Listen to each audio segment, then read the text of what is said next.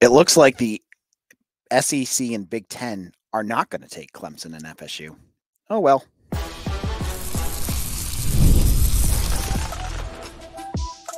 You are Locked On Boston College, your daily podcast on the Boston College Eagles. Part of the Locked On Podcast Network, your team every day. Hello and welcome. This is Locked On Boston College, your team every day. I'm your host, AJ Black. Today's episode is brought to you by Game Time. Download the Game Time app, create an account, and use code LOCKEDONCollege for $20 off your first purchase. Terms apply. On Tuesday, we got notification from Brett McMurphy of the stadium. I believe he's part of the Action Network now. Sorry, that there's some news going on about conference realignment that impacts FSU and Clemson. I'll explain what that is.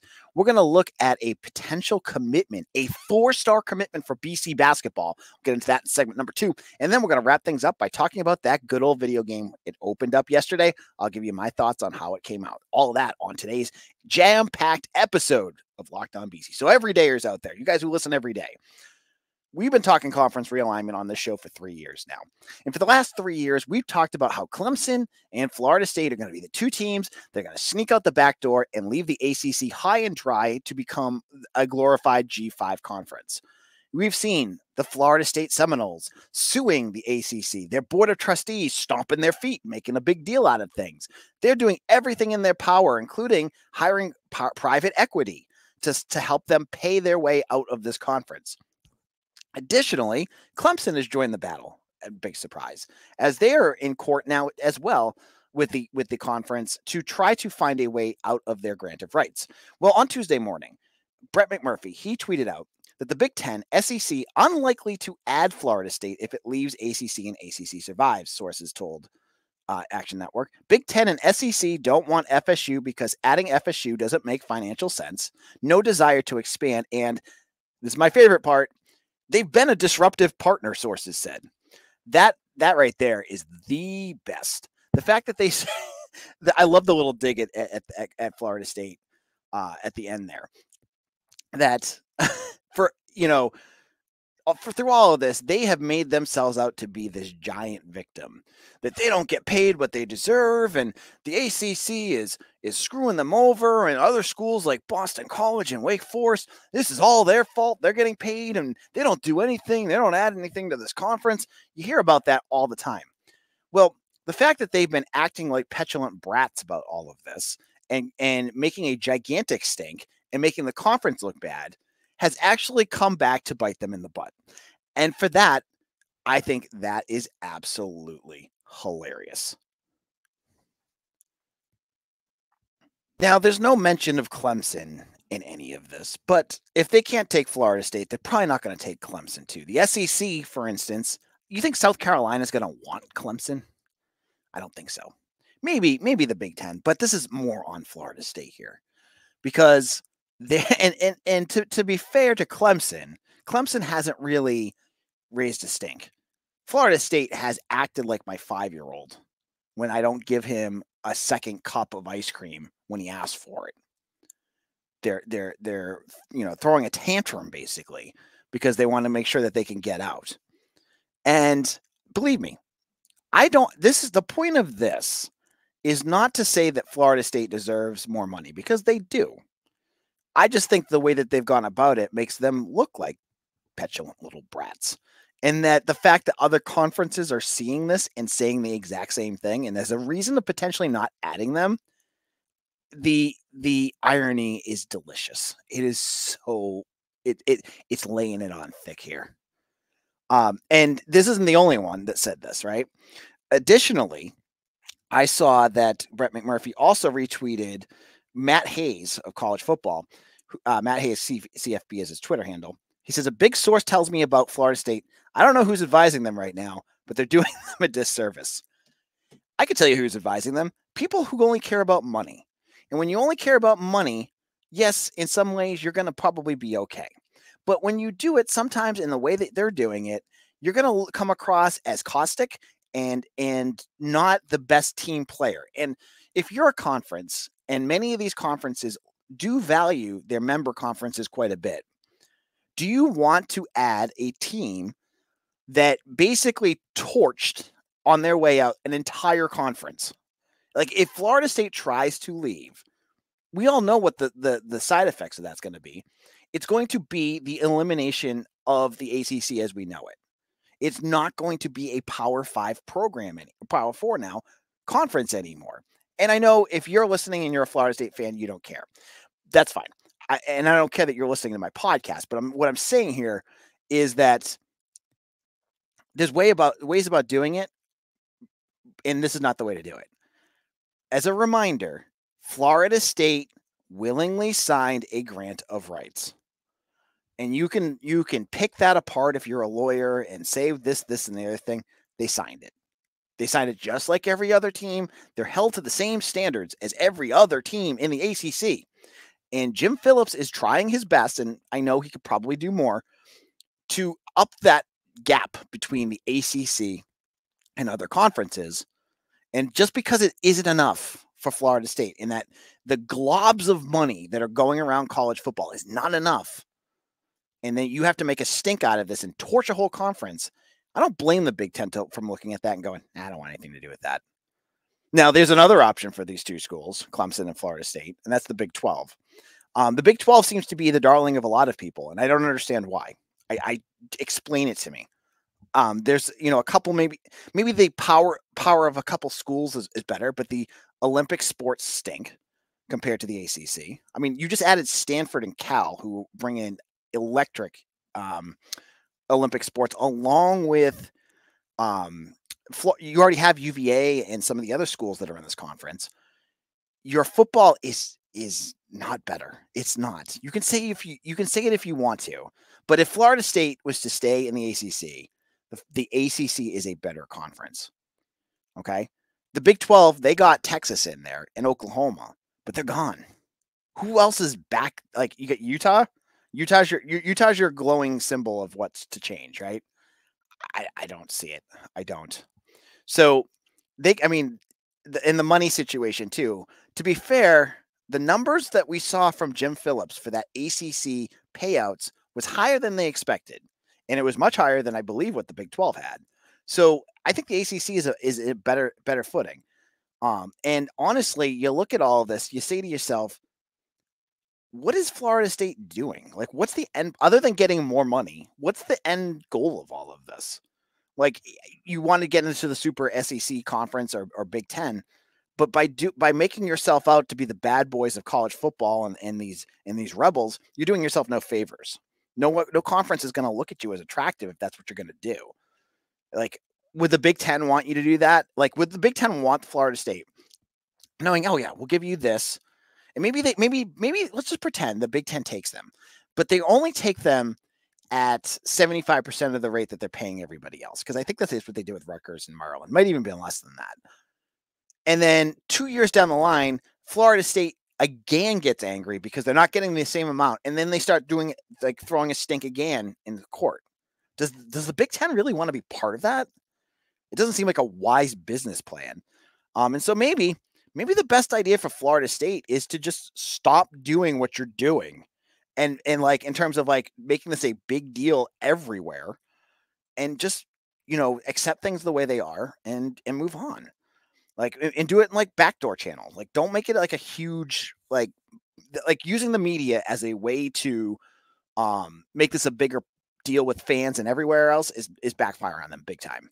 Now, this isn't going to calm down because we're a week away from ACC kickoff. You know that every media person is going to hound Mike Norvell and those players about the ACC. This is all going to come back in a couple more days. We're going to hear all about it again. So for Florida State, there's a little bit of schadenfreude here to watch them kind of fail here. And for all the Florida State fans that are listening to this and are going to say, hey, AJ, you cover Boston College, whatever. I don't care. Honestly, don't care. You can make fun of Boston College all you want. This is on Florida State right now, and I kind of find it funny. In our second segment, we're going to look at a 4-star basketball recruit that could be heading to Chestnut Hill. I'll explain who that is in just a moment. Passion, drive, and patience. The formula for winning championships is also what keeps your ride or die alive. eBay Motors has everything you need to maintain your vehicle and level it up to peak performance with superchargers, roof racks, exhaust kits, LED headlights, and more. Whether you're into speed, power, or style, eBay Motors has got you covered. With over 122 million parts for your number one ride or die, you'll always find exactly what you're looking for. And with eBay Guaranteed Fit, your part is guaranteed to fit your ride every time or your money back, because with eBay Motors, you're burning rubber, not cash. With all the parts you need at the prices you want, it's easy to make your car the MVP and bring home huge wins. So keep your ride or die alive at ebaymotors.com. Eligible items only. Exclusions apply. eBay Guaranteed Fit only available to U.S. customers. This is Locked On BC. I'm your host, AJ Black, and we're going to switch over to basketball recruiting. Second time in a week and a half that we're talking basketball recruiting. And that's because on Tuesday afternoon at 4, about an hour and a half from now, we're going to get a decision from Akbar Waheed from Georgetown Preparatory School in Maryland. Now, that last name should sound familiar because his dad, Akbar Waheed, too, was an assistant for Jim Christian when he was a coach here at BC. This is a 4-star recruit, shooting guard, 6'5", good length. Earl Grant loves his length in his guards. This guy has it. 4-star, rated the number 129th recruit in the entire country. And he has a top 6 that includes St. Louis, Xavier, Iowa, Florida State, Boston College. Not Iowa State, Iowa, the Hawkeyes. He's going to make his decision, and there's already one crystal ball in for Waheed to go to BC. Now, this would be, this recruiting class right now, we already have Jack Bailey, the 6'10 forward who's a borderline 4-star. You're adding in another 4-star here, potentially for the Eagles. Earl Grant's cooking with gas here, folks, because if this happens, you have 2 really good recruits coming in. I have to wonder when I hear about improvements in recruiting, and there's been classes, believe me. We had the Donald Hand class that had a whole bunch, and that basically is flamed out, other than maybe Chaz Kelly and Hand. But you've seen 4-stars flame out before. But I wonder if what BC is doing on the NIL front, where things are getting better, and they're not great, but they're getting better with the Friends of the Heights and the new Hoke Pavilion, the practice facility for the basketball program. How much easier is Earl Grant's job right now that he can go and show Akbar Waheed and Jack Bailey this beautiful plush new practice facility before, and say, this is the new stuff that we have coming in. And what do you think about all this? Compared to what Jim Christian and Steve Donahue had, where they were like, here's the power gym. And we also work out in this lousy high school gym. And here you can come play here. It makes things so much easier for BC. So, this is another example, if this happens, where investing in your program is paying off big dividends. And, this is not, if Waheed comes in, I think they're going to go for 3 recruits in this class. You've got Bailey. You'll have, if you have Waheed. The third will probably also be a guard because they've been going after quite a few guards. There's Caleb Steger out of Texas, who's a 4-star guard. There is also some forwards they're looking at, like Jaden Fort out of South Carolina, who's a 3-star recruit. Ryder Frost is one that I really like, but I'm going to guess he's going to go higher. He's a 4-star, but he's blowing up. But the other name to watch for, and I think if this is the third guy in this class, this is going to be a fun class to watch, is Matthew Abel, who I had a story up on Eagle Insider up the other day. This kid scored 35 points in his AAU Adidas weekend tournament that he was just in. He had a 35-point game. He is a prolific scorer. His dad played at BC, Donald Abel. He played in the late 80s under Jim O'Brien. So he has a connection to BC, and he's setting up an official visit. He hasn't set a date yet, but he's been also looking at Northwestern, Wake Forest, and a few other schools. If they could land him, he's a 3-star right now, but he, out of any of these guys, is going to see his rating skyrocket. He will be, I'm telling you folks, he will be a 4-star by the time this is over. That would be quite the class that BC has put together. And another tip in the cap to Earl Grant. And I have to wonder too if this has to do with Steve Smith when we're talking all about all this recruiting. The new assistant that took over for Anthony Goins, who ended up at Georgia.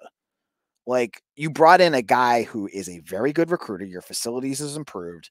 This is all paying dividends right now. Earl's cooking with gas here, folks. I hope you guys are enjoying it because we'll have the results of this announcement on Wednesday's show. So make sure you tune into Locked On BC and hit that subscribe button so you know when we go. All right, now our final segment.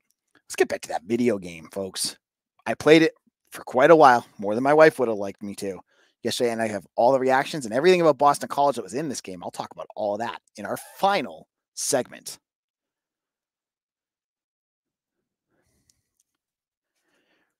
Are you watching Fox Sports or ESPN on your TV all day? You have to turn down the volume with all that shouting?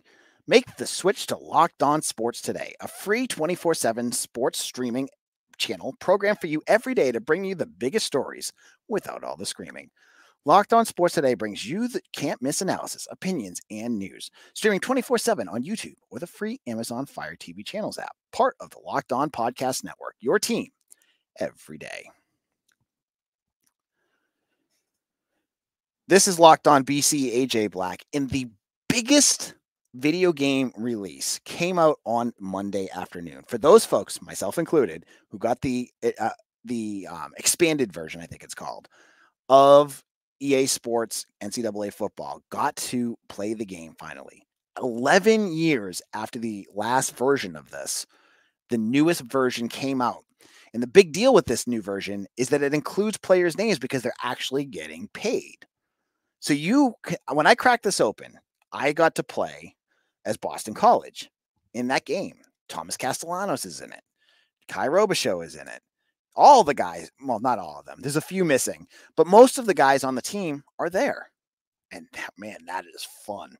Then the overall gameplay has also improved so that they added more stadium-specific things that I thought were really cool, especially for Alumni Stadium. I talked about on Monday's episode, the entrance. You saw all that. But now they got to play the game. You got to hear that they play some of the things that you would hear at Alumni Stadium, like the chants for third down, like the sounds that they play. They play Sweet Caroline in there. I could not hear yet anything about Mr. Brightside. Didn't hear it, but I had to play that a little bit more to see if it does pop up at certain points. There's jokes. If you remember when College Game Day came and Lee Corso said there was going to be a party in the modes.